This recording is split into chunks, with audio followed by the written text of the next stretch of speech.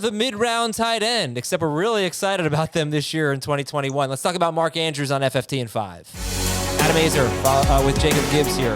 Follow him at JAGibbs_23 at JAGibbs_23 on Twitter. And check out his stuff on Sportsline. He's got incredible football research for you. Okay, so Mark Andrews. First of all, this guy is really good. Tell us what stats suggest how good Mark Andrews is. Well, I love the per route stats, and they all point towards Andrews as being really one of the best tight ends we've seen in quite a while. In 2019, he averaged more yards per route run than any tight end other than George Kittle in the 8 years that I have that data available.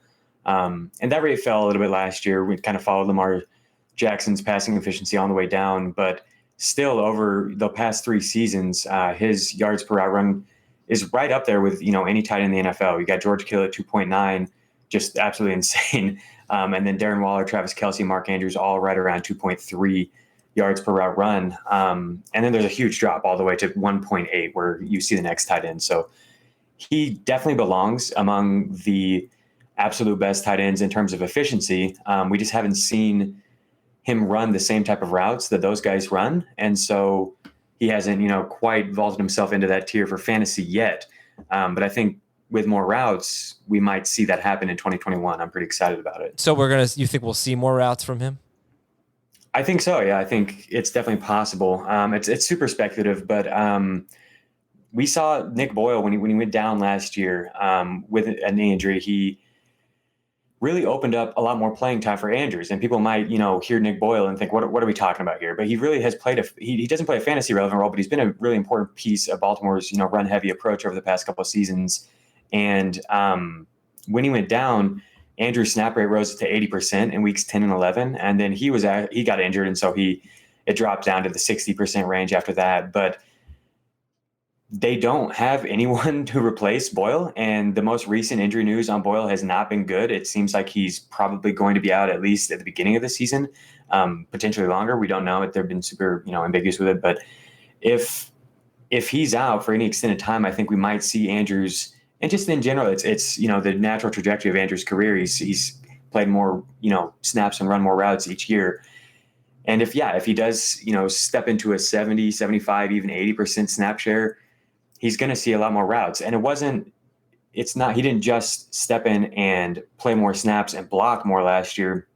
We also saw his route involvement rate rise. So he ran a route on 65% of Baltimore's dropbacks before the Boyle injury, and that rate was all the way up to 84% from week 10 on. And that even takes into account the games late in the season when he was a little bit dinged up.